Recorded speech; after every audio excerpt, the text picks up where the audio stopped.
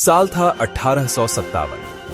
पूरे भारत में एक आग फैल रही थी। यह आजादी की आग थी। ब्रिटिश राज के खिलाफ एक बहुत बड़ी बगावत थी जिसने हमारी मातृभूमि को बहुत लंबे समय से जकड़ रखा था। यह सिर्फ सिपाहियों की बगावत नहीं थी, यह एक राष्ट्र की सामूहिक दहाड़ थी जो अपनी ताकत को पहचान रहा था। इस तूफान के ठीक बीच में झांसी का अदम्य किला खड़ा था, जो ब्रिटिश साम्राज्य की शक्ति के खिलाफ प्रतिरोध का प्रतीक था। जनरल ह्यूग रोज एक जबरदस्त ब्रिटिश सेना का नेतृत्व करते हुए झांसी की भावना को कुचलने के मकसद से आगे बढ़ा। घेराबंदी क्रूर और लगातार थी। ब्रिटिश तोपें दिन रात दहाड़ती रहती थीं, झांसी की प्राचीन दीवारों से टकराते रहते थे। झांसी का हर नागरिक, चाहे पुरुष हो या महिला, इस पवित्र युद्ध में एक सैनिक बन गया। झांसी की महिलाएं डर कर छिपी नहीं थीं, वे प्राचीर पर थीं, घायलों की देखभाल कर रही थीं और अपने भाइयों के साथ लड़ने के लिए हथियार भी उठा रही थीं। घिरे हुए किले में एक युद्ध परिषद बुलाई गई। कुछ सलाहकारों ने सुझाव दिया कि शायद आत्मसमर्पण ही एकमात्र विकल्प था, लेकिन रानी लक्ष्मीबाई ने यह सब सुनने से इनकार कर दिया। उनकी आंखों में न्यायपूर्ण क्रोध की आग जल रही थी। वह अपने कमांडरों के सामने खड़ी थीं, पराजय पर विचार करने वाली रानी के रूप में नहीं, बल्कि अपने बच्चे की रक्षा करने वाली शेरनी के रूप में।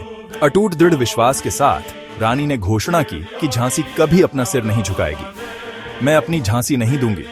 उन्होंने व्यक्तिगत रूप से रक्षा की देखरेख की। प्राचीर पर उनकी उपस्थिति सैनिकों के लिए प्रेरणा थी। झांसी की महिलाओं ने दुर्गा दल बनाया और ऐसी क्रूरता के साथ लड़ी जो किसी भी पुरुष से मेल खाती थी। दिन हफ्तों में बदल गए। रानी जानती थीं कि अगर उन्हें पकड़ लिया गया तो विद्रोह हमेशा के लिए बुझ जाएगा। एक गुप्त सुरंग, जिसके बारे में केवल कुछ वफादारों को पता था, ब्रिटिश लाइनों के माध्यम से फिसलने का एक पतला मौका देती थी। रानी लक्ष्मीबाई, भयंकर योद्धा रानी, एक मां भी थीं। उन्होंने अपने छोटे बेटे को रेशमी दुपट्टे से अपनी पीठ पर बांध लिया। यह छवि भारतीय स्वतंत्रता संग्राम के सबसे शक्तिशाली प्रतीकों में से एक है। भविष्य के लिए, आजादी और गरिमा की दुनिया के लिए।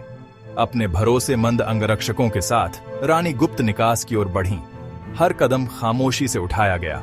अपने वफादार घोड़े बादल पर चढ़कर उन्होंने अपने किले पर आखिरी नजर डाली, फिर रात में दौड़ाया कालपी की खतरनाक यात्रा पर निकल पड़ी।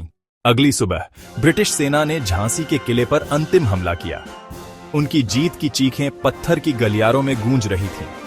लेकिन जैसे ही वे शाही कक्षों तक पहुंचे, एक अजीब चुप्पी ने उनका स्वागत किया। रानी वहां नहीं थी। शेरनी पिंजरे से भाग निकली थी। जनरल रोज अविश्वासी थे। एक महिला एक बच्चे के साथ हजारों सैनिकों से घिरे किले से कैसे भाग सकती थी? तुरंत घुड़सवार इक्काइयों को भगोड़ी रानी का शिकार करने के लिए भेजा गया। उन्होंने ग्रामीण इलाकों की